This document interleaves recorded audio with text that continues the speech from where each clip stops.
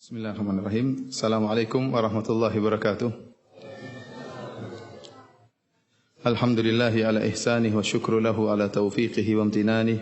Wa ashhadu an la ilaha illallah wahdahu la syarika lahu ta'ziman li sya'nih. Wa ashhadu anna Muhammadan abduhu wa rasuluhu da'i ila ridwanih. Allahumma salli alaihi wa ala alihi wa ashabihi wa ikhwanih. Para hadirin dan hadirat, ikhwani fillah wa akhwati fid din, azani Allah wa iyyakum. Alhamdulillah pada malam hari ini Allah Subhanahu wa taala masih memberikan kita kesempatan untuk bisa berkumpul di masjid Allah Subhanahu wa taala dalam rangka untuk pelajari ayat-ayat Allah Subhanahu wa taala. Dan insyaallah pada malam hari ini saya akan menyampaikan tafsir dari surat Al-Ghasyiyah. Surat yang rata-rata telah dihafalkan oleh kita ya, dan sering kita dengarkan dibacakan dan dilantunkan oleh para imam. Surat yang mengandung makna-makna yang sangat dalam. Oleh karenanya kita dapati Nabi sallallahu alaihi wasallam sering membacakan surat Al-Ghasyiyah pada munasabah-munasabah yang penting. Tatkala salat Jumat dibaca surat Al-Ghasyiyah. Demikian juga tatkala Idul Fitri maupun Idul Adha dibaca surat Al-Ghasyiyah. Yaitu Nabi sallallahu alaihi wasallam memilih kondisi-kondisi di mana tatkala kaum muslimin sedang berkumpul dengan jumlah yang banyak, lalu dibacakan surat ini. Kata para ulama, karena dalam surat itu Allah berfirman, "Fadzakir innama anta mudzakir." Berilah peringatan. Karena surat ini memberi peringatan kepada kaum muslimin, mengingatkan mereka akan adanya hari kiamat, mengingatkan mereka akan adanya hari kebangkitan. Bahwasanya di hari kiamat kelak manusia terbagi menjadi dua, fariqun fil jannah wa fariqun fis sa'ir. Sebagian masuk surga dan sebagian masuk neraka Jahannam. Dan di antara hal yang menakjubkan dari hari-hari perayaan kaum muslimin, kita tahu hari Jumat merupakan perayaan mingguan dan Idul Fitri dan Idul Adha adalah hari raya tahunan. Ya, di antara keistimewaan hari raya kaum muslimin, ya, bahwasanya hari raya tersebut seperti Idul Adha dan Idul Fitri dibuka dengan beribadah kepada Allah Subhanahu wa taala. Berbeda dengan perayaan umat-umat yang lain yang isinya hanyalah hura-hura, ya, isinya hanyalah bersenang-senang, bahkan seakan-akan lupa dengan akhirat. Tetapi perayaan kaum muslimin tidak. Pagi hari dibuka dengan sujud kepada Allah Subhanahu wa taala. Kemudian bahkan dalam salat tersebut dibacakan surat yang mengingatkan mereka akan adanya hari akhirat. Sehingga mereka tidak lalai bahwasanya ada hari raya, akan tapi hari akhirat juga ada. Hari kebangkitan juga ada. Kemudian di antara keistimewaan hari raya kaum muslimin, bahwasanya hari raya tersebut diadakan setelah kaum muslimin beribadah kepada Allah Subhanahu wa taala. Idul Fitri setelah kaum muslimin melaksanakan puasa bulan Ramadan, dan Idul Adha setelah kaum muslimin melaksanakan ibadah haji. Dan ini yang semakin menguatkan bahwasanya tidak ada perayaan tahunan dalam Islam kecuali cuma dua ini. Ya, kecuali cuma dua ini karena mengumpulkan ciri-ciri khusus yang tidak terdapat pada perayaan-perayaan yang lainnya. Yaitu dibuka dengan salat, kemudian dilakukan setelah adanya ibadah yang luar biasa, yaitu ibadah puasa dan ibadah haji. Para hadirin yang dirahmati oleh Allah Subhanahu wa taala, tatkala Nabi sallallahu alaihi wasallam membaca surat Al-Ghasyiyah di kumpulan kaum muslimin hari Jumat maupun Idul Fitri dan Idul Adha, menunjukkan pentingnya surat ini sehingga layak untuk didengar oleh kumpulan kaum muslimin yang begitu banyak. Dan insyaallah pada malam hari ini kita sama-sama berusaha mempelajari kandungan dari isi surat ini. Surat Al-Ghasyiyah adalah surat Makkiyah bittifaqil ulama. Surat Makkiyah artinya surat yang diturunkan oleh Allah Subhanahu wa taala kepada Nabi Muhammad sallallahu alaihi wasallam tatkala Nabi di fase Mekah sebelum berhijrah ke kota Madinah. Oleh karenanya kalau kita perhatikan surat-surat Makkiyah memiliki ciri khusus, yaitu surat-surat tersebut biasanya ayatnya pendek-pendek dan biasanya topik yang diangkat oleh Allah Subhanahu wa taala berkaitan dengan hari kiamat, dengan hari kebangkitan. Kenapa? Karena surat tersebut diturunkan kepada orang-orang kafir Quraisy yang mereka mengingkari adanya hari kebangkitan. Mereka percaya kepada Allah Subhanahu wa taala, namun mereka mengingkari hari kiamat. Mereka menyangka bahwasanya mereka tidak mungkin dibangkitkan. Mereka menyangka bahwasanya kalau mereka sudah menjadi tulang belulang, ya, sudah menjadi debu, maka Allah tidak akan bangkitkan mereka. Oleh karenanya, banyak dari topik surat-surat Makkiyah isinya tentang penetapan adanya hari kebangkitan, adanya hari persidangan. Seperti isi dari surat Al-Ghasyiyah yang isinya adalah ancaman bagi orang-orang musyrikin yang mereka mengingkari adanya hari kebangkitan. Kita bacakan surat tersebut, A'udzubillahi minasyaitonirrajim, sambil berusaha mengambil faedah dari surat ini. Surat ini dibuka oleh Allah Subhanahu wa taala dengan firman-Nya, Hal ataka hadithul ghasyiyah. Sudah datangkah kepada engkau berita tentang Al-Ghasyiyah? Al-Ghasyiyah ada dua pendapat di kalangan para ulama. Pendapat pertama menyatakan Al-Ghasyiyah adalah nama dari neraka Jahannam. Kita tahu neraka Jahannam memiliki banyak nama, di antaranya Jahannam, di antaranya Jahim, di antaranya Nar, di antaranya Hutamah, ya, yang masing-masing nama menunjukkan makna yang sangat dahsyat. Di antara nama-nama neraka Jahannam adalah Al-Ghasyiyah. Sebagaimana Allah berfirman dalam Al-Qur'an, "Wa taghsha wujuhahumun nar." Maka pada hari tersebut wajah-wajah mereka dimakan oleh api neraka. Dan Al-Ghasyiyah diambil dari bahasa Arab artinya ghasyayan, yang artinya taghtiyah, artinya menutupi, meliputi. Artinya orang-orang yang diazab dalam neraka Jahannam, wajah mereka akan diliputi seluruhnya oleh api neraka Jahannam. Ini pendapat pertama. Pendapat yang kedua di kalangan ahli tafsir, Al-Ghasyiyah adalah salah satu nama dari nama-nama hari kiamat.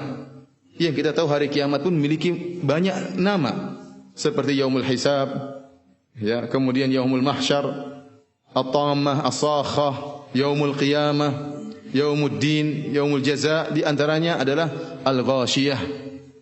Yang kata para ulama dinamakan dengan Al-Ghasyiyah karena ahwal Yaumul Qiyamah, karena kedahsyatan hari kiamat pada hari tersebut meliputi seluruh manusia. Tidak ada yang lolos dari kedahsyatan hari kiamat. Hari yang sangat mengerikan. Oleh karena dalam ayat yang lain Allah mengatakan fa idza ja'atit tammatul kubra. Jika datang malapetaka yang sangat besar. At-tammah dikatakan tammah jika malapetaka tersebut meliputi seluruh yang ada di atas muka bumi ini. Makanya dinamakan dengan Al-Ghasyiyah karena kedahsyatan hari kiamat akan meliputi seluruh manusia, tidak ada yang lolos dari kedahsyatan hari kiamat. Sehingga disebut dengan Al-Ghasyiyah. Kemudian Allah Subhanahu wa taala berfirman menjelaskan apa yang terjadi pada hari kiamat. Wujuhu yauma idzin khashi'ah. Pada hari tersebut ada wajah-wajah yang dalam keadaan tunduk dan terhina. Allah buka dengan kelompok yang masuk dalam neraka Jahannam, yaitu orang-orang kafir yang mengingkari hari kebangkitan, yang mengingkari adanya hari kiamat, yang menyangka bahwasanya mereka tidak akan dihisab, tidak akan disidang oleh Allah Subhanahu wa taala. Pada hari tersebut kata Allah Subhanahu wa taala, wujuhu yauma idzin khashi'ah. Wajah-wajah mereka dalam keadaan tunduk dan terhina. Kata para ulama, al-jaza' min jinsil amal. Balasan sesuai dengan amalan seseorang. Mereka orang-orang kafir tatkala di dunia, mereka tidak pernah khusyuk. Mereka tidak pernah menghinakan diri mereka untuk sujud kepada Allah Subhanahu wa taala. Mereka tidak pernah menghinakan diri mereka untuk beribadah kepada Allah Subhanahu wa taala. Hidup mereka hanyalah berhura-hura, hidup mereka hanyalah memuaskan hawa nafsu mereka, hidup mereka hanyalah senang-senang. Oleh karenanya sebagaimana Allah sebutkan dalam ayat yang lain, innahu kana fi ahlihi masrura. Di antara sifat-sifat orang kafir, innahu kana fi ahlihi masrura. Dia dahulu tatkala di dunia, di keluarganya bergembira, senantiasa bergembira, berhura-hura, senantiasa bersenang-senang, tidak pernah terbetik dalam hatinya bahwasanya dia akan disidang oleh Allah Subhanahu wa taala. Tidak pernah takut, tidak pernah tunduk kepada Allah Subhanahu wa taala. Oleh karenanya pada hari kiamat orang-orang ini akan dihinakan oleh Allah Subhanahu wa taala, ditundukkan oleh Allah Subhanahu wa taala, direndahkan oleh Allah Subhanahu wa taala. Berbeda dengan orang-orang mukmin. Orang-orang yang beriman kepada Allah Subhanahu wa taala pada hari tersebut wajah mereka berseri-seri. Kenapa? Tatkala mereka di dunia, mereka khawatir dan takut kepada hari kebangkitan. Mereka takut disidang oleh Allah Subhanahu wa taala. Mereka menundukkan wajah-wajah mereka untuk sujud kepada Allah Subhanahu wa taala. Inna kunna qablu fi ahlina musyfiqin, famanna Allahu alaina wa waqana adzabas samum. Mereka berkata, kami dahulu di keluarga kami dalam keadaan musyfiqin, dalam keadaan takut, dalam keadaan khawatir. Inilah sifat orang-orang yang beriman, senantiasa mengkhawatirkan adanya hari kiamat, sehingga dia senantiasa bersiap sedia untuk menemui hari tersebut. Sehingga dia beribadah kepada Allah Subhanahu wa taala, merendahkan dirinya, sujud kepada Allah Subhanahu wa taala, bersedekah, berinfak, baca Quran, salat malam, ya. berpuasa, berumrah, berhaji, semuanya karena takut dengan hari persidangan. Maka tatkala mereka di dunia takut dengan hari kiamat, sadar bahwasanya mereka akan dibangkitkan, maka pada hari kiamat kelak Allah beri balasan dengan ketenangan yang sempurna. Ya, benar-benar mereka bahagia di akhirat kelak. Allah Subhanahu wa taala berfirman, "Wujuhu yauma idzin khashi'ah." Pada hari tersebut ada wajah-wajah yang tunduk dan terhina, itu wajahnya orang kafir. Amilatun nasibah. Di sini yang dimaksud dengan wajah-wajah adalah ashabul wujuh, pemilik wajah-wajah tersebut.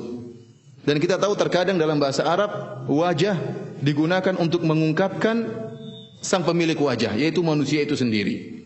Ya, karena segala sesuatu nampak di wajah, sehingga wajah sering dijadikan sebagai takbir, sebagai pengungkap dari tubuh manusia.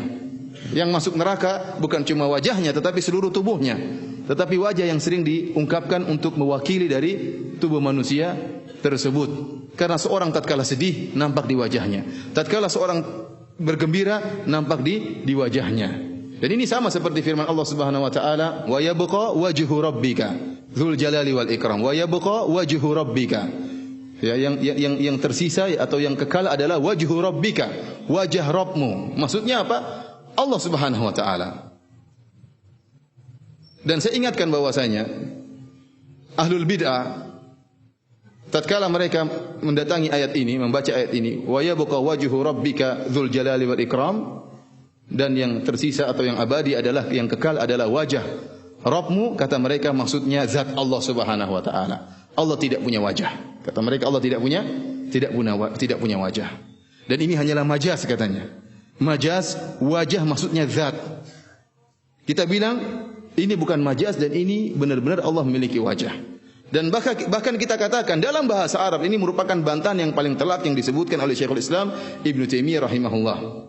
Bahwasanya tidaklah suatu benda dimajazkan. Artinya saya tidak mengatakan wajah seseorang dan maksud saya adalah tubuhnya seluruhnya.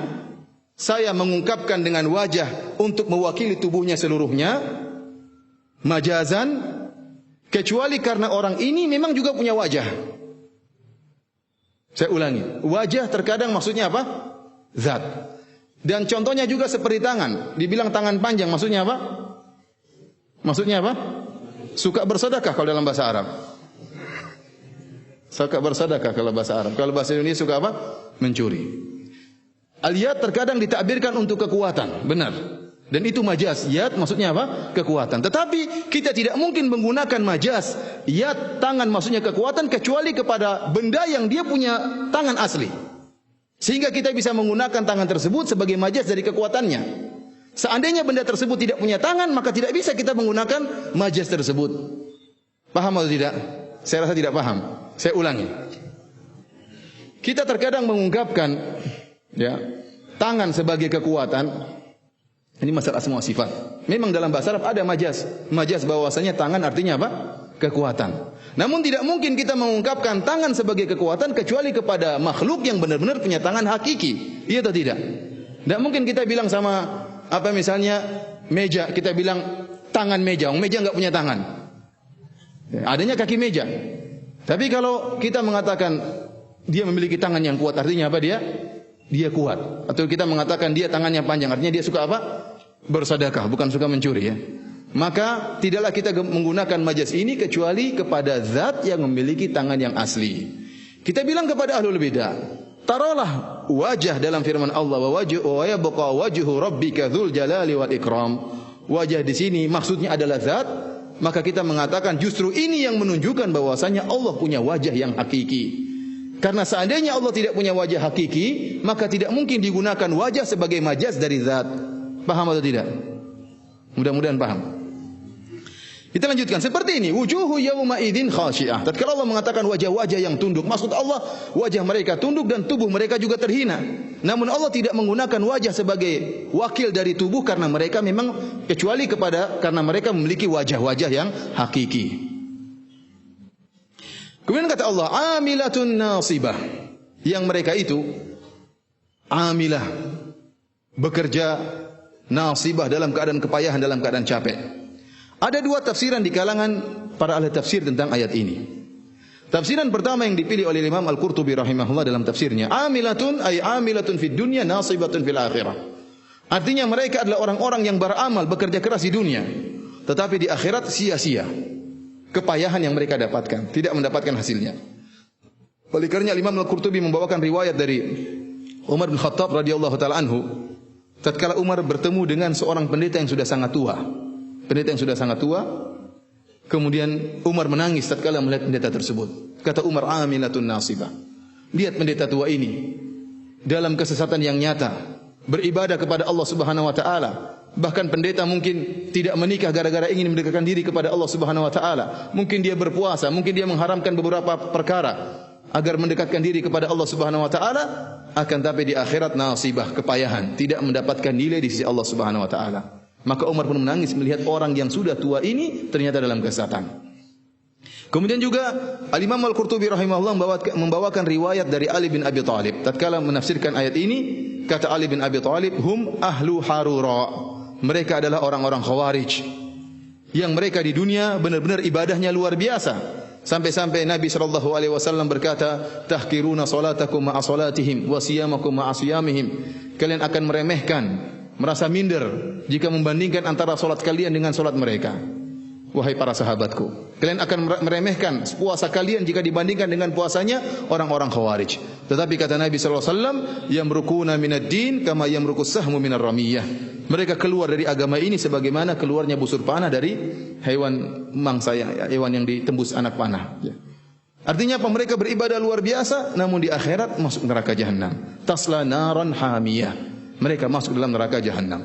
Ini tafsiran pertama di kalangan ahlu tafsir, bahwasanya ayat ini cocok buat ahlul bid'ah. Ahlul bid'ah yang capek luar biasa beribadah di dunia, mengorbankan harta, mengorbankan tenaga, ya, namun mereka melakukan perkara-perkara bid'ah yang tidak diridhoi oleh Allah Subhanahu wa taala. Tidak pernah dicontohkan oleh Nabi sallallahu alaihi wasallam. Mereka menyangka akan mendapatkan hasilnya di dunia, dan di akhirat ternyata mereka di akhirat nasibah tasla naron hamiyah. Mereka kepayahan di akhirat dan mereka akan masuk dalam neraka jahanam. Ini tafsiran pertama. Tafsiran yang kedua yang dipilih oleh sebagian ahli tafsir, bahwasanya ayat ini amilatun nasibah tasla naron hamiyah berkaitan dengan penghuni neraka jahanam. Ini tafsiran yang lebih kuat. Kenapa? Karena konteks ayat dalam surat Al-Ghasyiyah tentang penghuni neraka jahanam. Sejak awal Allah sudah berkata wujuhu yauma idzin khasyiah. Pada hari tersebut nampak wajah-wajah yang terhinakan, wajah yang rendah, direndahkan oleh Allah Subhanahu wa taala. Mereka dihukum di akhirat amilatun. Mereka dibuat kerja keras oleh Allah Subhanahu wa taala. Nasibah, dalam keadaan kepayahan di akhirat kelak. Ini adalah hukuman bagi orang-orang yang kafir kepada hari kiamat. Oleh karenanya mereka sejak mau meninggal sudah dibuat payah oleh Allah Subhanahu wa taala. Dicabut nyawa mereka dengan kasar. Kemudian tatkala mereka dimasukkan dalam liang lahat, kemudian mereka disiksa oleh malaikat Munkar dan Nakir, disiksa oleh para malaikat. Kemudian tatkala mereka dibangkitkan dalam keadaan kepayahan di bawah terik matahari dengan jarak 1 mil. Berbeda dengan kaum mukminin, mereka akan dinaungi dengan naungan arsy Allah Subhanahu wa taala. Adapun orang-orang kafir, mereka dibangkitkan dalam penuh kepayahan sehingga keringat mereka bercucuran. Kemudian tatkala mereka dibangkitkan di akhirat, mereka akan melewati disidang dengan sidang yang sangat mengerikan. Kemudian mereka melewati sirat dalam keadaan sulit. Kemudian mereka disiksa dalam neraka jahanam, dibuat kerjaan-kerjaan yang merepotkan mereka. Di antaranya mereka akan diikat dengan rantai-rantai, ditarik oleh para malaikat, disuruh naik gunung yang tinggi. Disebutkan dalam sebagian riwayat oleh ahli tafsir, penduduk neraka jahanam amilatun, mereka bekerja keras, mereka disuruh naik gunung yang tinggi, gunung yang sangat licin. Sementara tatkala mereka hendak menempelkan tangan mereka kemudian melepuh, meleleh sehingga mereka terjatuh. Kemudian mereka disuruh naik lagi, dan demikian kerjaan mereka. Amilatun nasibah, dalam keadaan payah, dalam keadaan lelah, capek dan bekerja keras. Itu dihukum dengan pekerjaan-pekerjaan yang berat, disuruh memikul rantai oleh Allah Subhanahu wa taala. Tasla naron hamiyah. Kemudian mereka masuk dalam neraka atau api yang sangat panas, ya. Kita tahu api neraka jahanam sangatlah panas. Disebutkan dalam riwayat dipanaskan 1000 tahun, kemudian dipanaskan lagi 1000 tahun, kemudian dipanaskan lagi sampai bawahnya api neraka jahanam berwarna hitam karena saking panasnya. Kata Allah, tusqa min ainin aniyah. Mereka diberi minum dengan air dari sumber yang sangat panas. Dan mereka juga diberi makan. Laisa lahum ta'amun illa min dhari'. Tidak ada makanan bagi mereka kecuali dhari'. Para hadirin dan hadirat yang dirahmati oleh Allah Subhanahu wa taala, penghuni neraka jahanam, mereka merasa haus dan mereka merasa lapar. Dan Syekh Muhammad bin Shalih Al-Utsaimin rahimahullah menyebutkan, kenapa mereka kehausan? Kenapa mereka kelaparan? Karena mereka telah berdiri di padang mahsyar fi yaumin kana miqdaruhu 50 alf sanah. Pada hari di mana satu hari seperti 50.000 tahun. Mereka berdiri dalam keadaan panas, matahari dengan jarak 1 mil, keringat mereka bercucuran, ya. Sehingga mereka dalam masa penungguan tersebut dalam keadaan sangat lapar dan sangat haus. Sehingga tatkala mereka dimasukkan dalam neraka jahanam, mereka juga merasakan panasnya api neraka jahanam, sehingga kehausan menyerang diri mereka. Sangat haus. Dan mereka minta minum kepada Allah Subhanahu wa taala. Wa iyastaghithu yughathu bima'in kalmuhli yashwil wujuh bi'sas syarab. Kata Allah Subhanahu wa taala, mereka minta tolong agar diberi air minum bagi mereka. Air minum yang didatangkan bagi mereka, air minum yang sangat panas, sebagaimana besi atau logam yang dileburkan karena saking panasnya. Sebelum mereka memasukkan dalam perut mereka, wajah mereka sudah meleleh, terpanggang dengan uapnya air panas tersebut. Namun mereka harus minum karena mereka sangat kehausan. Akhirnya meskipun air yang sangat panas tersebut karena kehausan yang menyerang kerongkongan mereka, maka mereka terpaksa minum air yang sangat panas tersebut, yang sebelum masuk dalam kerongkongan mereka sudah membakar wajah mereka. Dan tatkala air tersebut masuk dalam perut mereka, kata Allah, faqatta'a am'a'ahum, maka kemudian air tersebut akan mencabik-cabik usus-usus mereka. Namun mereka harus minum. Mereka harus minum karena kehausan yang amat sangat. Ibarat seperti seorang yang terkena penyakit dan dia merasa sakit yang luar biasa dan dia harus diamputasi. Dan dia memilih diamputasi meskipun dia tahu amputasi tersebut juga sakit, tetapi dia harus diamputasi. Seperti itu kira-kira. Artinya dia merasa kehausan dan dia tahu air ini akan membinasakan dia, tapi dia harus minum juga. Ini minuman mereka. Bagaimana dengan makanan mereka? Kata Allah Subhanahu wa taala, "Laisa lahum ta'amun illa min dhari'." Tidak ada makanan bagi mereka kecuali dhari'. Dhari' juga ada dua tafsiran di kalangan para ahli tafsir. Tafsiran pertama menyatakan bahwasanya dhari' diambil dari bahasa Arab, artinya yatadarra, dari yatadarru, dari tadarru. Artinya benar-benar ya merendah, minta pertolongan kepada Allah Subhanahu wa taala. Tatkala mereka memakan makanan tersebut, maka mereka merasakan kesakitan yang amat parah sehingga mereka yatadarraun, minta pertolongan kepada Allah Subhanahu wa taala. Mereka minta agar dimatikan, ya. Mereka minta agar apa? Dimatikan. Begitu makan makanan yang begitu memayahkan diri mereka, menyakitkan tubuh mereka, makanan dimasukkan dalam perut mereka malah menyakitkan diri mereka, sehingga mereka minta untuk dimatikan. Ya Malik liyaqdi alaina rabbuk qala innakum makithun. Kata mereka, wahai Malik, mintalah kepada Allah agar mematikan kami. Walladzina kafaru lahum naru jahannam la yuqda alaihim fayamutu wa la yukhaffafu anhum min adzabiha kadzalika najzi kulla kafur. Adapun orang-orang penghuni neraka jahanam, maka mereka tidak akan dimatikan oleh Allah Subhanahu wa taala. Innakum makithun, kalian akan tetap tinggal dalam neraka jahanam. La yuqda alaihim fayamutu, mereka tidak akan dimatikan.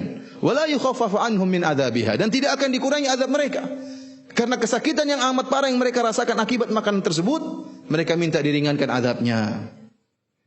Yukhaffif 'anna yawman minal azab, ya. Ud'u rabbakum, mintalah kepada Rabb kalian agar mengurangi siksaan yang kami rasakan meskipun satu hari saja. Akan tapi apa jawaban Allah Subhanahu wa taala kepada penghuni neraka jahanam dengan ayat, ya, sebagaimana penjelasan Syekh Abdurrahman bin Nasir As-Sa'di, ayat yang paling mengerikan bagi penghuni neraka jahanam. Allah mengatakan, "Fadzuqu falan nazidakum illa adzaba." Silakan kalian rasakan, ya, siksaan neraka jahanam, dan kami tidak akan menambah bagi kalian kecuali azab. Mereka minta mati, enggak dimatikan oleh Allah. Mereka minta keringanan, tidak diberi keringanan oleh Allah. Bahkan Allah mengatakan, "Falan nazidakum illa azab." Kami tidak akan menambahkan bagi kalian kecuali azab. Artinya apa? Ada kemungkinan azab mereka ditambah dengan berbagai macam model azab yang lain karena tidak ada tambahan. Setiap hari yang ada tambahan adalah model azab yang lain. Atau azabnya akan ditinggikan kualitasnya. Semakin parah, semakin ngeri azabnya. Tidak ada tambahan bagi mereka kecuali azab. Ini ayat yang paling mengerikan bagi penghuni neraka jahanam. Mereka minta mati, mereka minta dikurangi, ternyata diberi tambahan azab oleh Allah Subhanahu wa taala. Ini tafsiran pertama di kalangan ahli tafsir, artinya mereka makan makanan yang buat mereka kesakitan dan yatadarraun kepada Allah minta agar dimatikan. Tafsiran yang kedua yang merupakan tafsiran mayoritas ahli tafsir baik Ibnu Katsir maupun Al-Qurtubi dan yang lainnya, dhari' adalah sejenis tumbuhan yang ma'rufah yang diketahui oleh orang-orang Hijaz, yaitu semacam tumbuh-tumbuhan yang berduri yang disebut dengan shibrik. Shibrik kalau dia lagi dalam keadaan basah, dalam keadaan kering namanya dhari'.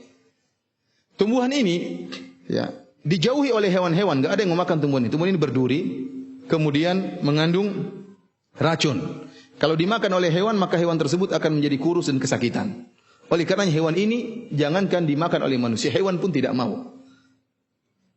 Hewan pun menjauhi tumbuhan yang berduri ini. Tumbuhan ini di akhirat kelak akan menjadi makanan bagi penghuni neraka jahanam. Namun perlu kita ketahui, sebagaimana kaidah yang kita ketahui bahwasanya tidak ada yang sama antara dunia dengan akhirat kecuali hanya sekedar nama. Di surga, di dunia ada wanita, di surga ada wanita, tapi wanita dunia tidak sama dengan wanita surga. Di dunia ada anggur, ada apel, di akhirat ada anggur, namun tidak sama antara anggur dunia dengan anggur akhirat. Demikian juga dhari', buah yang berduri ini, yang beracun ini di dunia, tidak sama dengan dhari' yang ada di akhirat, yang ada di neraka jahanam. Hanya sekedar penamaan, tapi hakikatnya jauh berbeda. Laisa lahum ta'amun illa min dhari'. Tidak ada makanan bagi mereka kecuali dari dhari'. Para hadirin dan hadirat yang dirahmati oleh Allah Subhanahu wa taala, dalam ayat yang lain, kata Allah Subhanahu wa taala, "Falaisa lahul yauma hahuna hamim wa la ta'amun illa min ghislin la ya'kuluhu illa al-khati'un." Kata Allah Subhanahu wa taala, "Wa la ta'amun illa min ghislin." Dalam ayat yang lain kata Allah, tidak ada makanan bagi mereka kecuali ghislin. Dalam ayat ini Allah mengatakan tidak ada makanan bagi mereka kecuali dhari'. Dalam ayat yang lain Allah menyebutkan bahwasanya makanan mereka adalah zakum, ta'amul athim. Allah sebutkan 3 model makanan yang akan dimakan oleh penghuni neraka jahanam. Bagaimana menjamak antara 3 model makanan ini? Yang masing-masing ayat kata Allah Subhanahu wa taala, laisa lahum ta'amun, tidak ada makan bagi mereka kecuali dhari'. Ternyata dalam ayat yang lain kata Allah tidak ada makan bagi mereka kecuali gislin. Adapun zakum, dalam hadis Nabi sallallahu alaihi wasallam mengatakan, "Lau anna qatratan minaz zakum qatarat ala ahli al-ard la afsadat alaihim ma'aishahum. Fa kaifa biman laysa yakunu ta'amuhu ghairahu." Kata Nabi sallallahu alaihi wasallam, kalau seandainya ada setetes dari zakum tertetes di atas muka bumi ini, maka tetesan ini akan merusak kehidupan seluruh penduduk muka bumi. Bagaimana dengan orang yang tidak memakan kecuali zakum, yaitu penghuni neraka jahanam? Waktu Nabi SAW menyebutkan ayat-ayat tentang zakum, maka Abu Jahal sombong. Dia mengatakan itu Muhammad menakut-nakuti kita dengan zakum. Kita akan makan zakum rame-rame. Kita akan makan apa?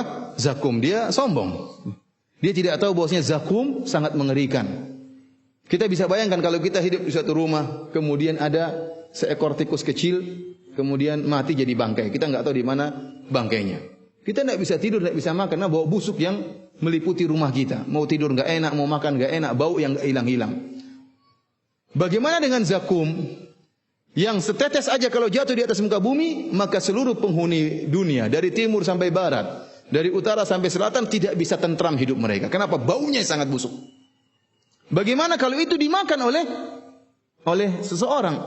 Oleh karena Nabi sallallahu alaihi wasallam mengatakan, "Fa kaifa biman laisa yakunu ta'amuhu ghairahu?" Bagaimana dengan orang yang tidak punya makanan kecuali zakum? Bagaimana dia makan bau yang sangat busuk tersebut? Dari sini Al-Imam Al-Qurtubi rahimahullah berusaha menjamakkan ayat-ayat ini. Karena dalam ayat disebutkan tidak ada makanan bagi mereka kecuali dhari'. Dalam ayat yang lain tidak ada makanan bagi mereka kecuali gislin. Gislin adalah cairan yang keluar dari ahlun nar.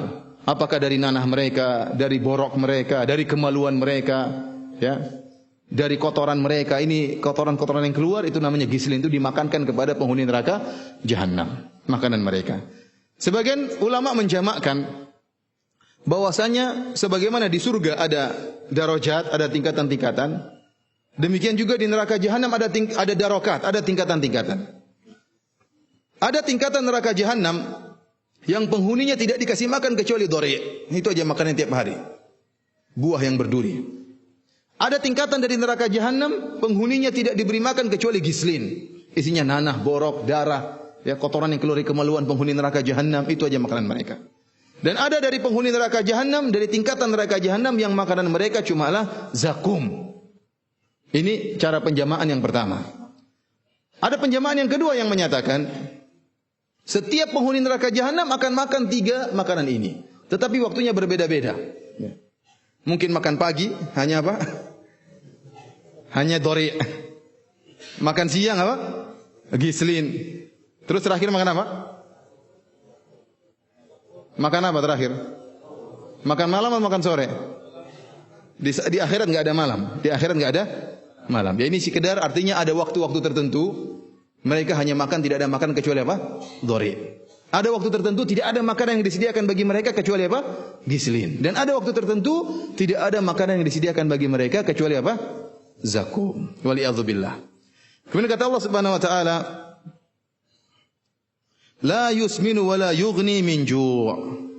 Dan makanan tersebut tidak akan mengemukkan badan mereka dan tidak akan juga menghilangkan rasa lapar, tapi semakin menjadikan mereka menderita. Air minum yang mereka minum akan merobek-robek usus-usus mereka. Bayangkan duri kita masukkan dalam perut kita, maka duri tersebut akan mencabik-cabik usus-ususnya, ya. Oleh karenanya tidak ada yang mereka makan kecuali semakin menyiksa mereka, dan mereka tahu bahwasanya benda-benda tersebut akan menyiksa, tapi mereka harus makan karena kelaparan yang mereka rasakan, ya. Lilitan usus yang mereka rasakan sangat parah sehingga mereka harus makan. Setelah itu Allah Subhanahu wa taala menyebutkan jenis manusia kedua, jenis kelompok manusia yang masuk surga. Setelah Allah menyebutkan tentang jenis kelompok manusia yang masuk neraka jahanam, Allah berfirman, wujuhu yawma idzin na'imah. Maka pada hari tersebut ada wajah-wajah yang berseri-seri.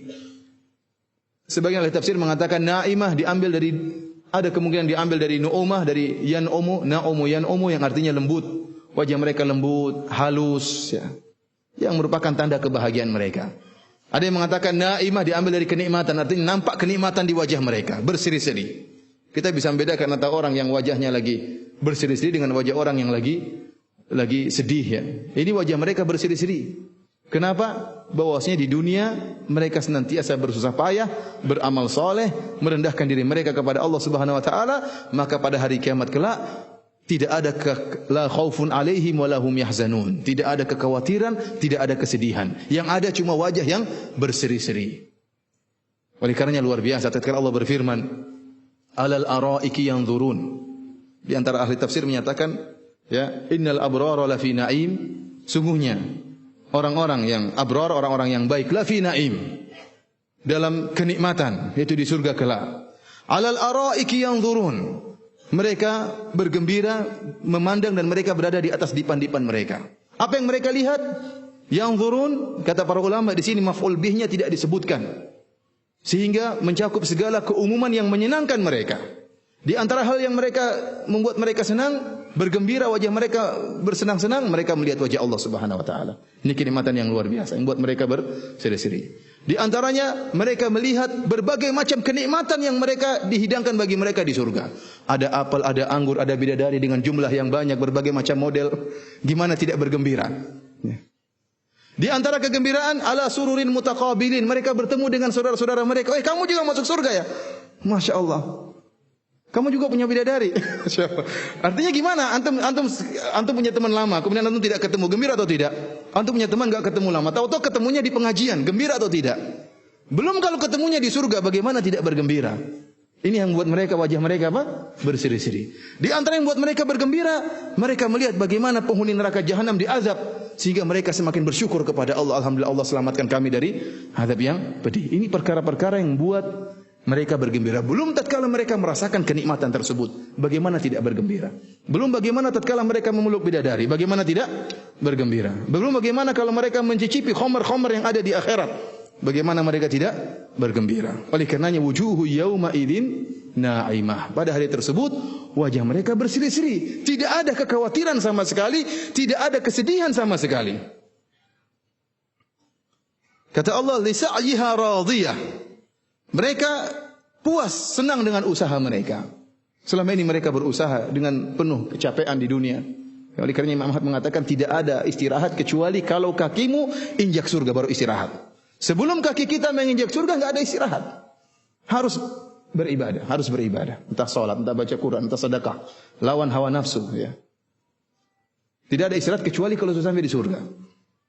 Di sa'iha radiyah, mereka ridha dengan apa yang telah amal soleh yang telah mereka lakukan. Allah nampakkan ganjaran-ganjaran dan pahala-pahala yang Allah hidangkan di akhirat kelak. Fi jannatin 'aliyah, mereka berada di atas surga yang tinggi.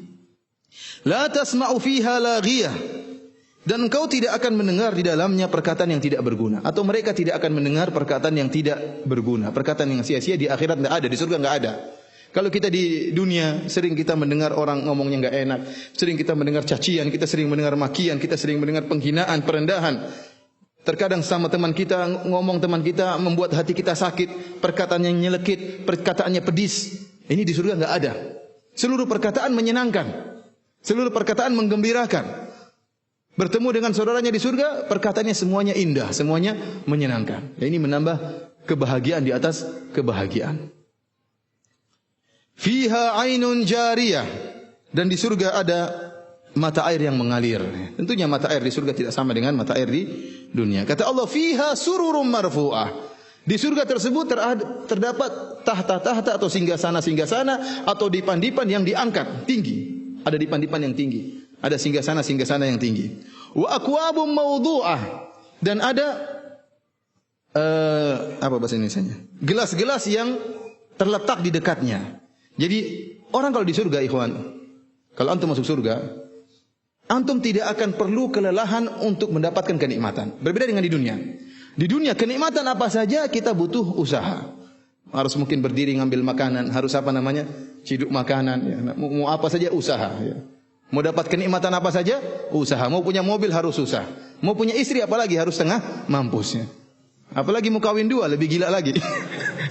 Artinya semuanya susah, enggak ada yang gampang, enggak ada yang tersedia. Beda dengan di surga. Wa aqwabu mawdu', antum enggak usah jalan 2 meter untuk ngambil gelas, gelasnya sudah ada langsung datang sini depan antum. Apa yang terbetik di hati antum langsung muncul depan mata. Makanya Allah mengatakan yatufu alaihim ghilmanun mukhalladun. Bahwasanya apa berjalan di sekitar mereka apa? Ghilman. Yaitu pembantu-pembantu yang siap menghidangkan apa yang antum inginkan. Wa akwabum mawdu'ah. Gimana Ustaz? Hah? Dayang-dayang, ya. Terserah mau dayang-dayang mau apa. Intinya ada yang menyediakan. Wa akwabum mawdu'ah. Ya, jadi tidak perlu antum repot-repot. Makanya saya sering katakan di antara perbedaan antara kenikmatan dunia dan kenikmatan surga diperoleh tanpa ada rasa kepayahan sama sekali. Allah mengatakan kutufuha daniyah. Tangkai-tangkai pohon tersebut rendah. Jadi kita enggak perlu manjat pohon kalau ingin makan durian di sana. Duriannya langsung datang. Tidak ada namanya durian jatuh di surga, enggak ada. Tidak perlu manjat, semuanya kutufu hadaniyah. Semuanya tersedia dengan mudah. Kenikmatan akhirat diraih tanpa ada kepayahan sama sekali. Kemudian kata Allah Subhanahu wa taala, "Wa namariku masfufa." Namarik dari numruk, numruk artinya wisada, wasaid, yaitu bantal-bantal yang untuk digunakan bersandar. Allah mengatakan masfufah. Bantal-bantal tersebut tersusun rapi, bersaf-saf. Ya ikhwan, jadi kenikmatan di surga bukan sekedar indah, bukan sekedar nikmat, tapi dia tersusun rapi. Tidak seperti kita masuk rumah mungkin amburadul, berantakan, ya, ada benda-benda indah tapi berantakan. Di surga enggak, teratur rapi, luar biasa. Bahkan kata Allah, wa namariku masfufah, bahkan bantal-bantalnya tersusun, tidak amburadul, jadi enak dipandang. Enak dipandang, pemandangan sangat indah yang ada di surga. Kata Allah, wa zarabiyyu mabthutsah, dan permadani-permadani yang terhampar. Di mana seorang penghuni surga ingin duduk, maka di situ langsung terhampar permadani. Setelah Allah menyebutkan tentang penghuni neraka Jahannam dengan azab yang dia rasakan, yang mereka rasakan, kemudian Allah menyebutkan tentang penghuni surga dengan kenikmatan yang mereka sebutkan. Dan ini adalah thariqatul Quran, cara Al-Quran menyebutkan ahlun nar dan kemudian Allah menyebutkan ahlul jannah. Menyebutkan inzar, peringatan, dan Allah menyebutkan juga bisyarah. Dan demikianlah seorang dai tatkala berdakwah mengumpulkan antara memberi peringatan dan memberi kabar gembira. Jangan sampai seorang dai isinya cuma mentahdir aja kerjanya. Memberi hati-hati, bid'ah syirik, bid'ah syirik, bid'ah syirik, enggak ada pembahasan lain. Kapan bahas bidadari? Tapi menggabungkan antara keduanya, karena orang rasa takut jangan dibuat takut terus, dibuat rindu dengan apa? Surga. Sehingga dia di antara khauf dan raja. Setelah itu Allah Subhanahu wa taala mengajak mereka orang-orang Arab terdahulu ya, yang diturunkan ayat-ayat ini untuk merenungkan tentang keagungan Allah dalam ciptaan-ciptaannya. Allah mengatakan, "Afala yanzuruna ilal ibili kaifa khuliqat?" Apakah mereka tidak melihat kepada onta bagaimana diciptakan? Wa ilas samaa'i kaifa rufi'at? Apakah mereka tidak melihat bagaimana langit ditinggikan? Wa ilal jibali kaifa nusibat? Apakah mereka tidak melihat bagaimana gunung dipancangkan? Wa ilal ardi kaifa sutihat? Apakah mereka tidak melihat bagaimana bumi dibentangkan? Ini Allah mengajak mereka untuk merenungkan tentang keagungan makhluk-makhluk Allah yang menunjukkan keagungan penciptanya. Yang pertama kali Allah ajak adalah memikirkan tentang penciptaan onta. Oleh karena tatkala Syuraih Al-Qadhi membaca ayat ini, afala yanzuruna ilal ibili kaifa khuliqat? Apakah mereka tidak melihat bagaimana onta diciptakan? Maka dia mengatakan, ukhruj bina nanzur ilal ibil kaifa khuliqat. Ayo kita keluar. Kita lihat onta, bagaimana onta diciptakan oleh Allah Subhanahu wa taala. Ini di antara menjalankan perintah Allah, merenungkan tentang keajaiban dari makhluk onta ini. Kalau kita sekarang susah lihat onta ya. Lihat kambing atau lihat apa, onta enggak ada di sini. Ya. Tapi kalau kita di Arab, kita bisa datang lihat onta, bisa lihat langsung, ya, bisa naik ontanya, dan onta adalah hewan yang menakjubkan. Pada kesempatan yang berbahagia ini, saya akan menyebutkan beberapa keajaiban onta atau keunikan dari hewan onta ini. Para hadirin dan hadirat yang dirahmati oleh Allah Subhanahu wa taala, onta digelari dengan safinatus sahra, yaitu kapal padang pasir. Kenapa dia berjalan dengan begitu mudahnya menembus padang pasir seakan-akan kapal yang berlayar berlabuh di lautan. Onta hewan yang hebat, bisa mengantarkan penunggangnya melintas negara dari Hijaz ke Yaman, dari Hijaz ke Syam, ke Damaskus, ke Syria dengan onta tersebut. Hewan yang sangat luar biasa. Dan hewan tersebut di antaranya mudah untuk ditunggangi. Hewan tersebut mudah untuk ditunggangi. Saya tidak tahu ada hewan seperti onta. Onta hewannya tinggi. Tetapi kalau seorang ingin menungganginya, maka dia duduk dulu supaya untuk apa? Dinaiki. Baru kemudian dia berdiri. Kalau kuda enggak, antum harus loncat. Kuda antum harus loncat. Himar antum harus apa? Loncat. Onta enggak. Dia badannya gede, wajahnya menakutkan, badannya keras, kalau tendang orang bisa mati. Tapi dia mau tunduk untuk kita apa? Naiki. Dia bisa duduk untuk kita naiki. Oleh karena Imam Al-Qurtubi rahimahullah menyebutkan, kenapa setelah Allah menyebutkan tentang nikmat-nikmat surga, fi jannatin aliyah, di surga yang tinggi, fiha sururum marfu'ah, dalam surga tersebut ada singgasana-singgasana yang ditinggikan. Kenapa setelah itu Allah sebutkan tentang onta? Kata Imam Al-Qurtubi rahimahullah, bisa jadi seorang Arab tatkala membaca ayat ini, dalam surga ada dipan-dipan yang ditinggikan, gimana naiknya? Dia bingung gimana naiknya.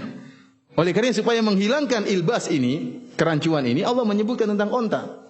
Ya kalau kita sekarang disebutkan, kita enggak heran, kita bilang Allah bisa bikin eskalator sangat mudah. Allah bisa bikin lift di surga kalau Allah berkehendak, ya Allah menerbangkan mudah bagi Allah Subhanahu wa taala. Tapi orang Arab dahulu 1400 tahun yang lalu mungkin bingung. Maka Allah sebutkan tentang onta. Lihatlah onta. Onta yang tinggi, kalau mau dinaiki dia duduk dulu. Maka demikian pula singgasana-singgasana yang tinggi tersebut mungkin tinggi, tapi kalau mau diduduki dia tinggal turun dulu, baru kita naik, dia naik lagi ke atas. Sama seperti apa? Onta. Dan ini satu-satunya hewan yang seperti itu. Enggak ada hewan seperti apa? Seperti onta. Kemudian di antara keajaiban onta. Ya. Tadi saya katakan bagaimana onta tubuhnya kuat, tapi dia tunduk kepada manusia. Ada sebagian hewan yang seperti ini, yang kelihatannya sangar tapi apa? Baik kepada manusia. Ya. Kucing saja, saya kadang memikirkan tentang kucing. Kucing itu subhanallah, dia bukan macan kecil. Kalau dia macan kecil, dia mungkin sangar, tapi dia kucing. Dia mudah, lembut sama manusia. Ya. Tidak seperti macan. Seandainya kucing itu buas seperti macan, wah ngeri kucing. Tapi Allah menjadikan kucing itu apa? Lembut.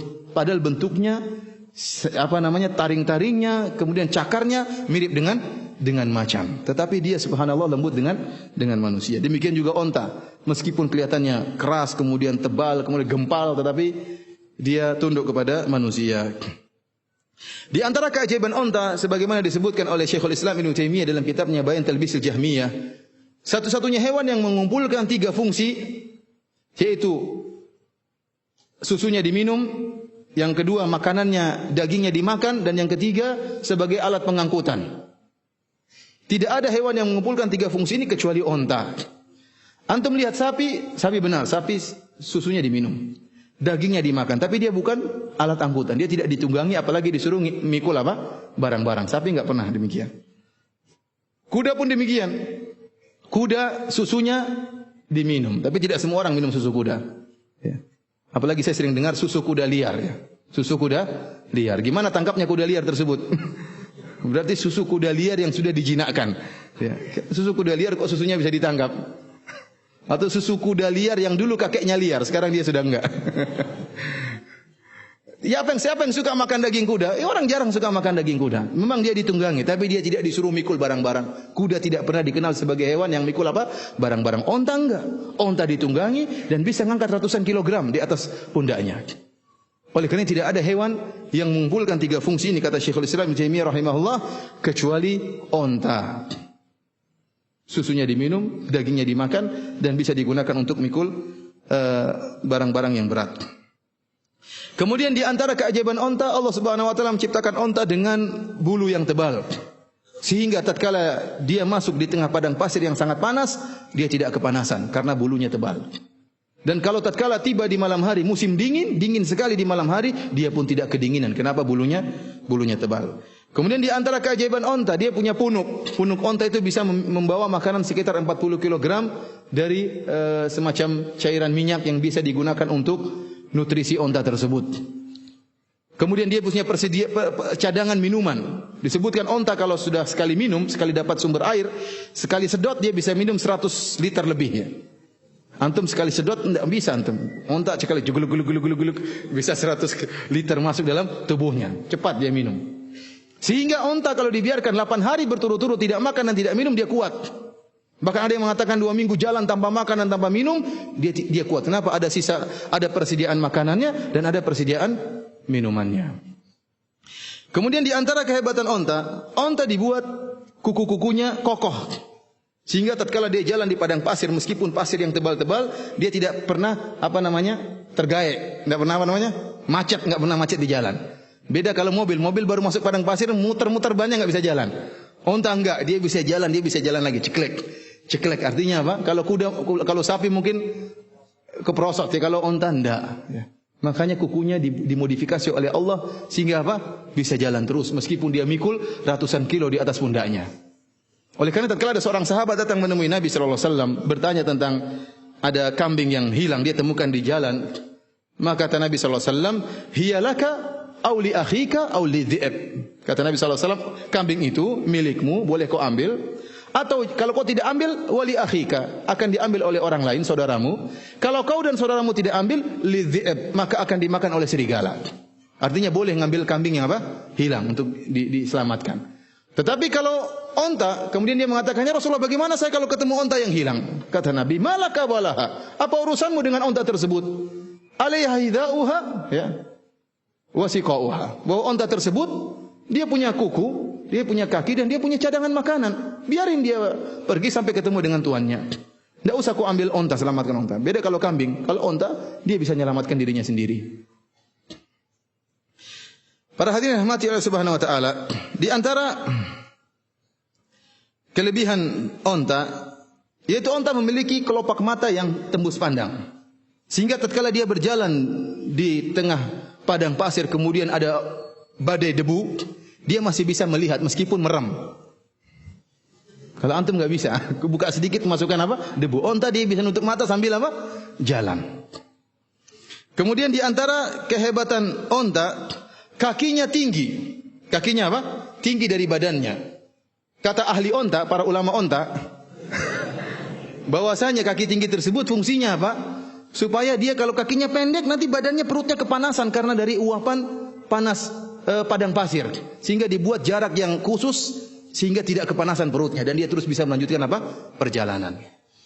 Kemudian di antara kehebatan onta, ciptaan onta, onta sejak lahir memiliki di sebagian tubuhnya kulit-kulit yang tebal. Seperti di kakinya, di lututnya, di bagian betisnya. Kenapa? Supaya kalau dia duduk di pasir dia tidak kepanasan. Kenapa? Kulitnya tebal. Dan ini bukan hasil latihan.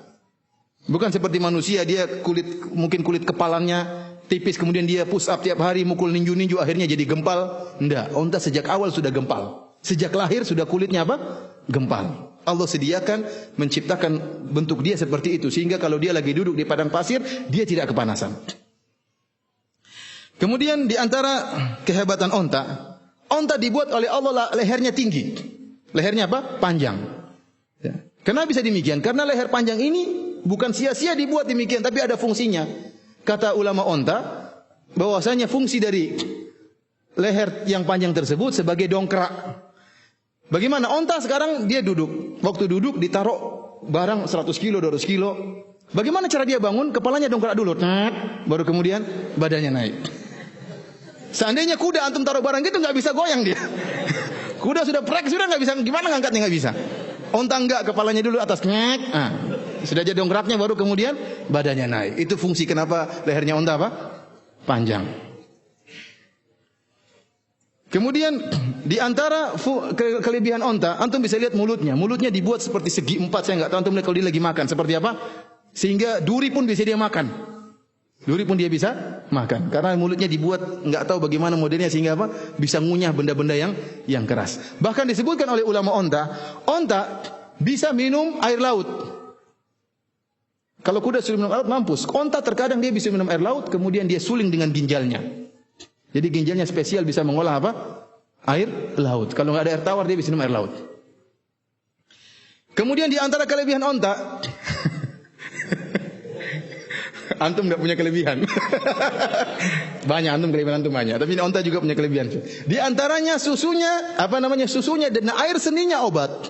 Dalam hadis yang masyhur antum semua sudah tahu kisah Uraniyin, ijtawul Madinah tatkala datang kota Madinah kemudian terkena penyakit demam, maka Nabi sallallahu alaihi wasallam amarahum an yashrabu min albaniha wa abwaliha. Rasulullah SAW memerintahkan mereka untuk minum susu onta dan minum apa? Kencing onta. Ternyata kencingnya sudah diperiksa, air seni onta ternyata steril. Tidak mengandung apa? Bakteri-bakteri. Kalau kencing kita banyak bakterinya. Kencing onta bakterinya tidak ada. Sehingga bisa dibuat untuk jadi apa? Obat. Bahkan disebutkan, saya baca-baca tentang khasiat kencing onta, bisa menyembuhkan penyakit orang yang ketombean bisa pakai kencing apa? Kencing onta. Kemudian kalau para wanita suka menggunakan kencing onta di rambut mereka, sehingga rambut mereka menjadi agak pirang, jadi indah. Oleh karenanya istri-istri antum kalau ingin rambutnya pirang, pakai kencing onta. Manjur insyaallah. Ini di antara kelebihan. Namun bagaimana cara minum kencing onta? Maka ini bervariasi ya. Saya baca beberapa pendapat ijtihadat para dokter tentang cara minum kencing onta. Mereka punya aturan-aturan tertentu. Ada yang mengatakan minum air susu onta dulu beberapa waktu, kemudian baru beranjak kepada minum air kencing onta. Ada yang mengatakan dicampur ya. Dulu saya mengira kita ngambil setengah liter air kencing onta kemudian minum gelak-gelak gitu, enggak. Ternyata mereka mengatakan kita mengambil segelas air susu onta kemudian kita campur dengan misalnya 3 sendok kencing onta baru diminum. Masing-masing punya cara-cara tersendiri. Yang jelas kencing onta adalah obat. Kalau tidak percaya minum ya. Kemudian di antara kelebihan onta daya ingatnya yang sangat kuat. Saya pernah pergi ke peternakan onta. Kemudian saya bertanya tentang pemilik onta bagaimana, katanya daya ingat onta sangat kuat. Kata dia bilang iya benar. Kami pernah kehilangan seekor onta, saya lupa dia sebut di Taif atau di di Taif atau di Tabuk. Saya lupa. Saya ingat saya di Tabuk. Allah alam antara Taif dengan Tabuk. Kalau Tabuk sekitar 750 km, kalau Taif sekitar 500-600 km. 550 km. Kami kehilangan onta tersebut, dia balik lagi ke kota Madinah. Bayangkan. Kandangnya di mana? Di kota Madinah. Hilangnya di Taif 500 km, dia bisa balik ke mana? Kalau Indonesia mungkin bingung. Dia entah lewat mana. Onta kan tidak bisa baca. Mana pelakat Surabaya, Jakarta, kemana. Tapi dia bisa balik lagi. Apakah dengan melihat bintang? Wallahu alam bisawab. Yang jelas dia punya insting. Sehingga dia bisa kembali kemana? Ke tempat kampungnya. Subhanallah. Ya. Tanpa pakai GPRS. Jalan, bisa. Kemudian, ikhwani fillah azanillahu wa iyyakum. Di antara sifat onta yang spesial adalah onta sangat pencemburu. Di sini saya pernah tanyakan langsung kepada seorang Indonesia yang kerja sebagai pengurus onta. Dia bilang, Ustaz, onta sangat pencemburu. Jadi kalau onta ekor jantan punya istri misalnya 10 atau 11 atau 12, banyaklah betina-betinanya.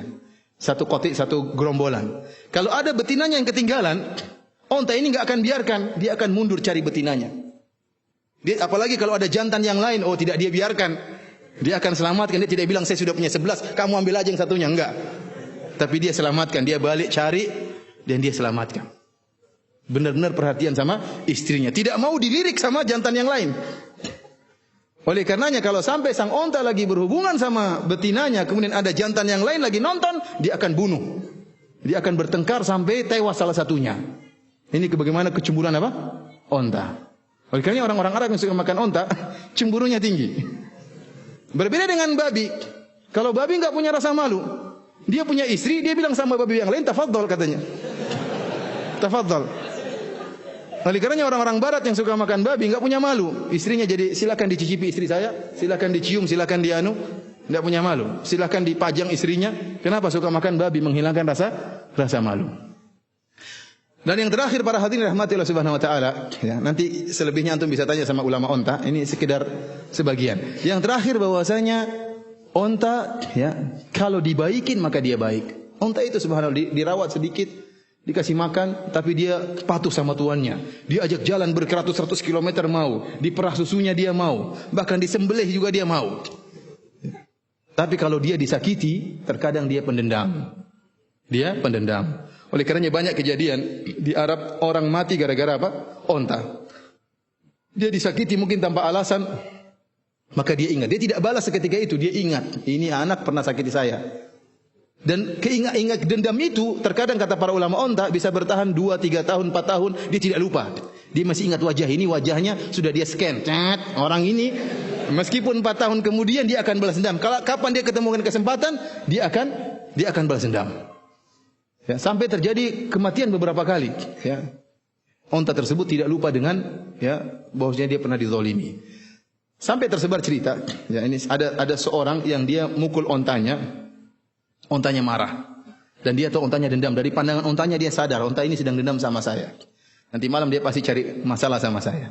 Akhirnya orang ini karena dia tahu ontanya lagi dendam, maka dia buat semacam kemah yang biasa dia tidur. Maka dia buat seperti orang-orangan, dia letakkan seperti orang-orangan, kemudian dia taruh selimut yang biasa dia pakai, pakaian yang biasa dia pakai, kemudian ditutup selimut. Nanti malam onta pasti ke sini. Benar. Malam hari tersebut dia ngintip ontanya benar, jalan. Onta yang lagi marah itu jalan menuju ke kemahnya. Setelah sampai di kemahnya, onta tersebut masuk. Onta itu segera duduk menduduki boneka tadi, kemudian digosok-gosok sama onta tersebut, diinjak-injak. Kemudian onta tersebut sudah merasa puas, sudah tewas, maka dia pun lega. Dia keluar dengan apa? Lega. Tahu-tahu dia keluar ketemu tuannya, Assalamualaikum. Ya enggak, dia enggak gitu. Artinya dia ketemu kaget, onta tersebut masih hidup. Onta itu saking jengkelnya langsung mati seketika. Karena wah ini kurang ajar, kena jantung. Ini cerita yang tersebar di saking katanya mereka onta kalau sudah dendam terkadang berbahaya. Inilah ikhwani fillah azanillahu wa iyyakum. Kenapa Allah mengatakan afala yanzuruna ilal ibili kaifa khuliqat? Lihat bagaimana onta diciptakan. Allah memilih onta dibanding dengan hewan-hewan yang lain. Tentunya keajaiban yang Allah berikan di atas muka bumi ini sangat banyak. Selain Allah mengatakan afala yanzuruna ilal ibili kaifa khuliqat. Udah azan? Belum. Wa ilas samai kaifa rufi'at. Apakah mereka tidak melihat bagaimana langit ditinggikan. Langit juga makhluk yang sangat menakjubkan. Ya. Allah Subhanahu wa taala berfirman, "Was-samaa'a banainaha bi'aidin wa inna lamusi'un." Langit yang kami ciptakan dengan kekuatan, wa inna lamusi'un, dan kami membuat langit tersebut luas. Oleh karenanya makhluk yang kita lihat yang paling luas, yang paling besar adalah langit. Kita enggak tahu sampai sekarang di mana ujung langit, kita enggak tahu. Langit benda yang sangat luas, kemudian naik tinggi. Bi ghairi amadin tarawunaha. Allah tinggikan langit tersebut di atas bumi sebagai payung atau atap dari bumi tanpa ada tiang yang menyangga atap tersebut. Ini menakjubkan. Oleh karena Allah Subhanahu wa taala berfirman, "A antum ashaddu khalqan amis samaa banaha rafa'a samkaha fasawwaha." Apakah kalian wahai manusia lebih hebat penciptaannya atau penciptaan langit? Penciptaan langit lebih hebat. La khalqus samawati wal ardi akbaru min khalqin nas. Sungguhnya penciptaan langit dan bumi lebih hebat daripada penciptaan manusia. Langit luar biasa besarnya. Allah tinggikan tanpa adanya tiang, luar biasa yang kita lihat bagaimana megahnya langit tersebut, dihiasi dengan bintang-bintang. Sampai dalam langit tersebut ada makhluk-makhluk besar seperti bulan, seperti matahari. Luar biasa langit ini. Dan kita tidak pernah tahu mana batas cakrawala langit.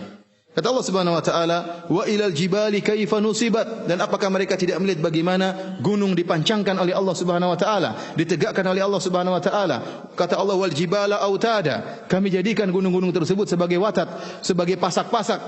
Kita tahu kalau kita mau bikin kemah, kita ambil pasak atau ambil paku, kemudian kita pukulkan, kita paku tersebut sampai paku tersebut sudah agak dalam, baru kita ikatkan tali.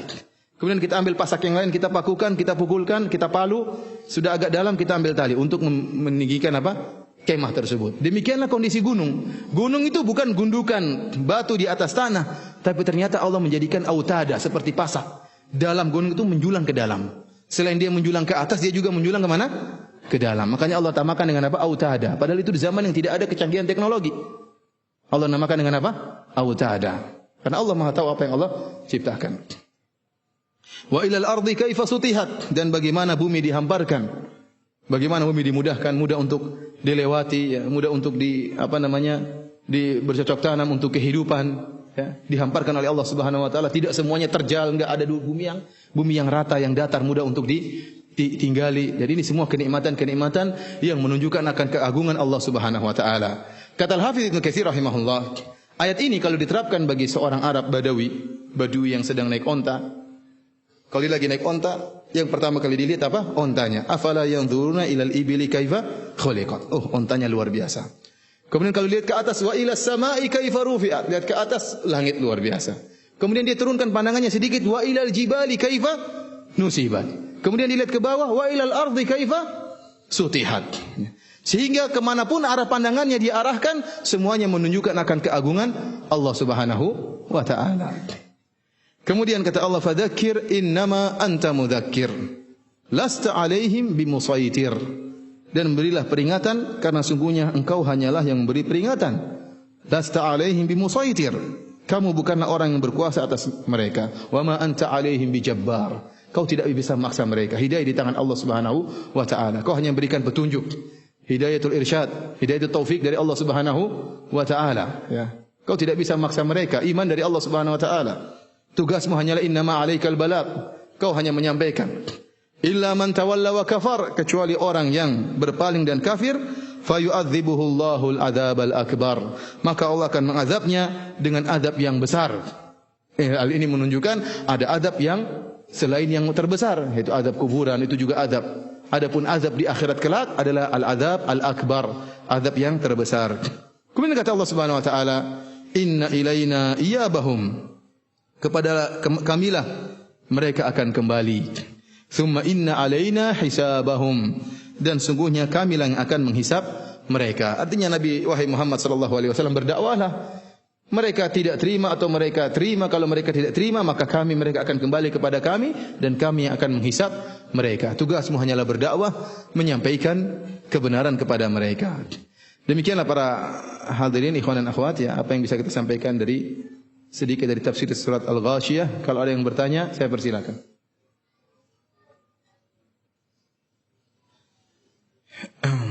Ikhwani fillah, akhwati fiddin, azanillahu iyyakum. Ini kita akan menjawab beberapa pertanyaan yang mungkin untuk kita jawab ya.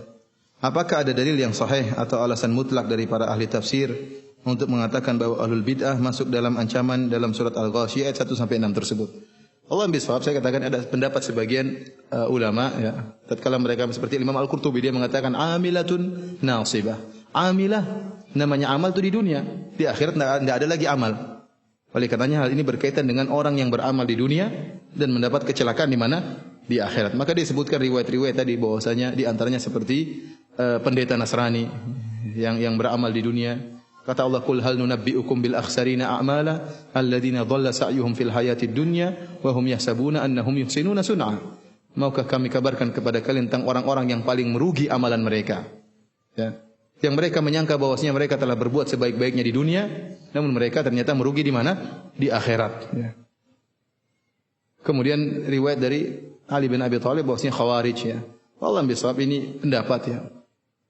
Adapun dalil secara mutlak, wallahu alam bisawab. Tapi saya katakan tadi konteks dari ayat berkaitan dengan apa? Penghuni neraka Jahannam. Jadi seluruhnya pembicaraan tentang penghuni neraka Jahannam. Amilah, mereka bekerja, artinya mereka dibuat kerja berat di akhirat kelak di neraka Jahannam. Di antaranya idil aghlalu fi a'naqihim wasalasilu yushabun thumma fin nari yusjarun. Ya, mereka memikul belenggu-belenggu, mereka diikat rantai-rantai besi diikatkan kepada mereka. Dan ini gerak, bagaimana mereka bergerak. Kemudian mereka disuruh untuk naik di atas gunung yang terjal sebagaimana dalam riwayat disebutkan oleh tafsir.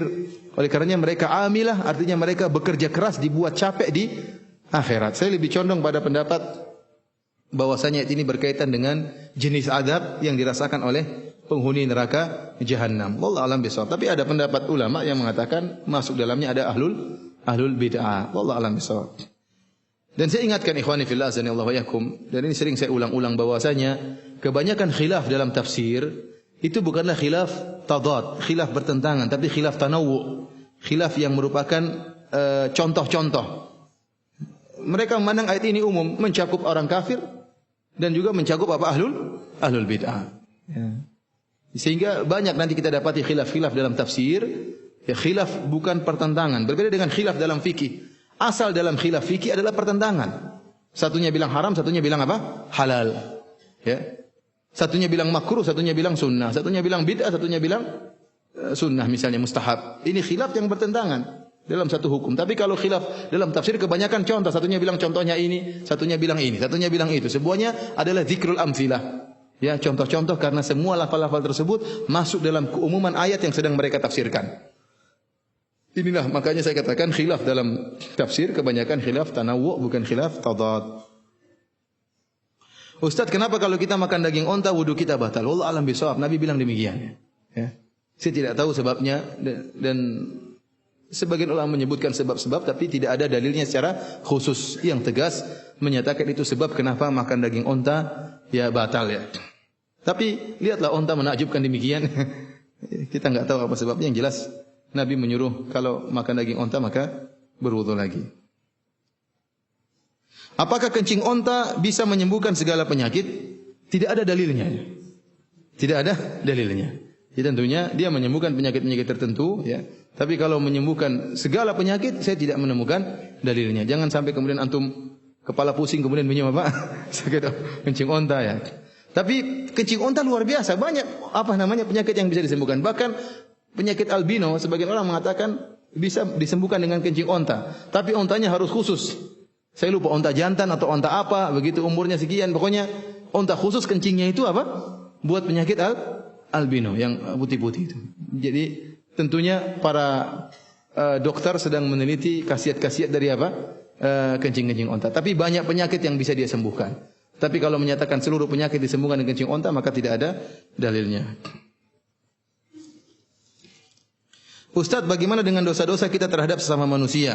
Bagaimana cara menebus kesalahan-kesalahan kita terhadap orang lain di masa lalu, di mana kita sudah tidak bisa bertemu lagi untuk minta maaf? Mohon solusinya.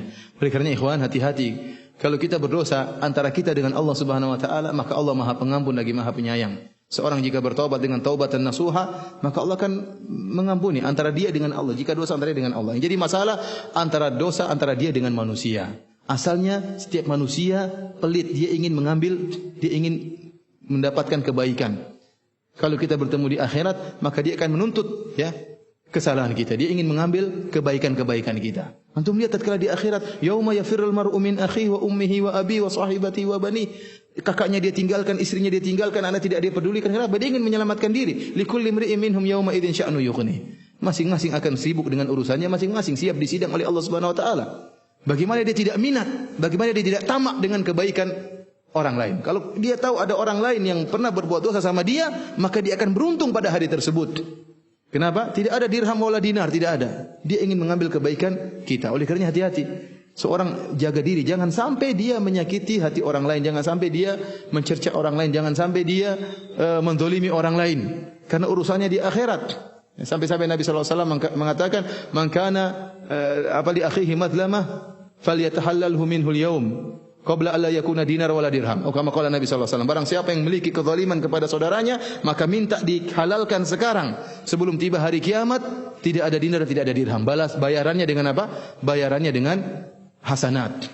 Bayarannya dengan hasanat. Dan setiap kita tatkala di akhirat kelak butuh dengan hasanat. Tapi kalau kondisinya demikian, orang yang telah kita zalimi tidak bisa kita ketemukan, maka tidak ada jalanan kecuali kita banyak mendoakan dia agar Allah mengampuni dosa-dosanya. Dan kita berharap dengan banyaknya kita mendoakan dia, Allah akan mengampuni kita. Allah akan mengampuni kita. Padahal hukum asalnya kita akan disidang pada hari kiamat. Oleh karena sampai-sampai Imam Ibnu Qayyim rahimahullah ya tawakaf ya pembahasannya panjang lebar tatkala membahas tentang orang yang dibunuh oleh orang lain. Kalau ada seorang membunuh orang lain secara zalim, maka terkumpul pada orang ini 3 tuntutan. Pertama tuntutan Allah, yang kedua tuntutan ahli keluarga sang mayat, dan yang ketiga tuntutan sang mayat. Dia melanggar perintah Allah karena membunuh seorang muslim tanpa hak, maka dia berdosa dengan dosa yang sangat besar. Tapi ini mungkin Allah maafkan. Dia berdoa kepada Allah, maafkan saya, Allah maafkan. Kemudian dia mungkin bisa mendapatkan ampunan dari penghuni, dari keluarga sang mayat. Dia bayar uang yang banyak, bayar diah yang banyak, maka diampuni oleh keluarga sang mayat. Tapi bagaimana dengan yang ketiga, sang mayat yang terbunuh? Bagaimana dia tahu sang mayat akan mengampuni dia? Bukankah sang mayat ini di akhirat kelak akan menuntut dia? Ini yang jadi masalah kata Ibnu Qayyim rahimahullah, sampai ulama khilaf tentang masalah ini. Karena berkaitan dengan hak orang lain. Tapi kata Ibnu Qayyim rahimahullah, jika dia benar-benar bertobat, kemudian mohonkan ampunan kepada sang mayat, artinya benar-benar bertobat dengan tobat nasuh, maka kebanyakan dalil menunjukkan bahwasanya dia juga akan diampuni oleh Allah Subhanahu wa taala. Namun perkaranya tidak seringan bagaimana jika dosanya antara dia dengan Allah Subhanahu wa taala. Oleh karena ikhwan, kalau kita berbuat dosa, jadi kita jangan berbuat dosa, tapi kalau kita berbuat dosa, usahakan jangan sampai dosa tersebut berkaitan dengan hak orang lain. Karena urusannya di akhirat kelak. Allah menyatakan, perhatikan bagaimana onta diciptakan. Onta hanya ada di daerah Timur Tengah. Bagaimana kita bisa mempraktekkan ayat ini? Ya masuk ke Mbah Google tanya. Lihat langsung mungkin susah ya. Tapi kalau antum bisa umrah, bisa hajian, antum bisa melihat onta, bisa bertatap muka dengan onta ya.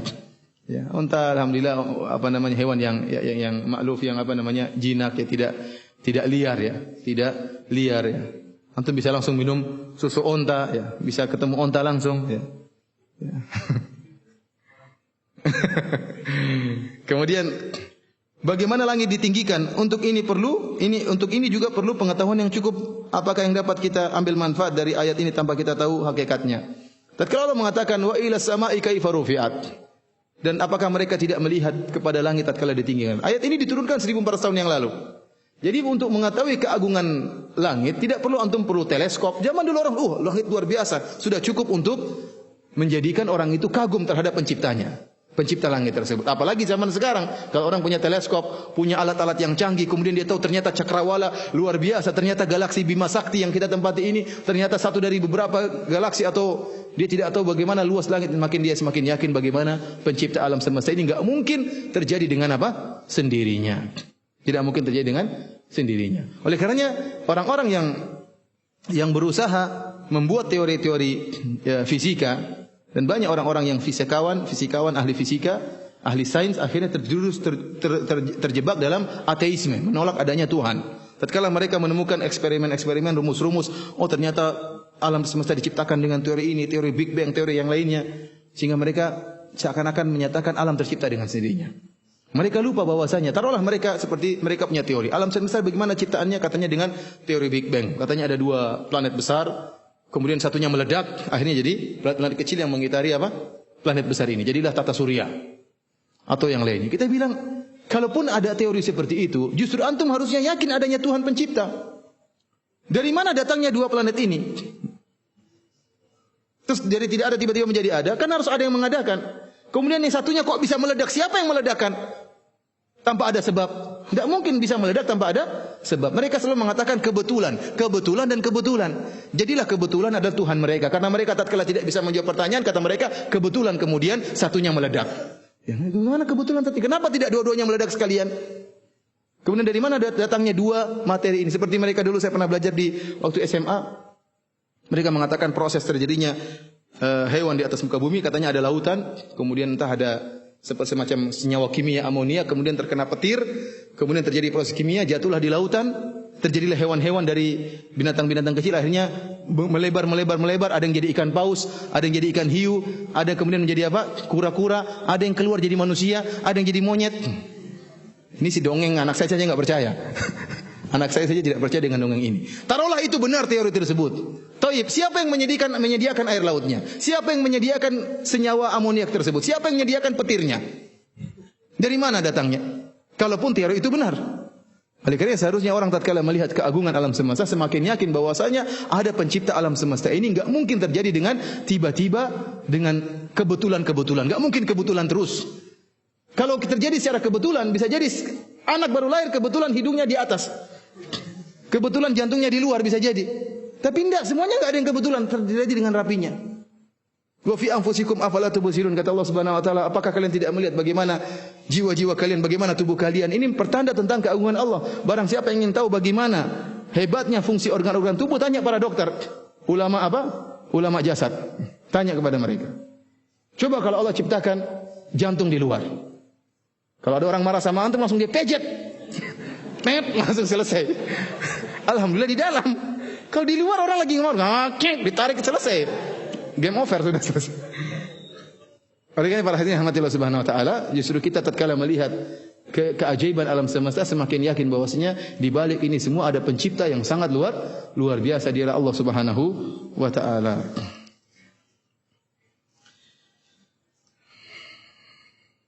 Demikianlah para hadirin rahmatillah subhanahu wa taala, sebagian apa yang bisa saya jawab, yang lainnya bisa ditanyakan kepada ustaz-ustaz yang lainnya. Yang benar datang dari Allah Subhanahu wa taala, yang salah pribadi saya sendiri. Semoga Allah mengampuni dosa-dosa kita, dan sebagaimana Allah mengumpulkan kita di masjid ini, semoga Allah kumpulkan kita di surganya kelak bersama Nabi sallallahu alaihi wasallam dan para sahabatnya. Wabillahi taufik. Assalamualaikum warahmatullahi wabarakatuh. Subhanakallah bihamdika.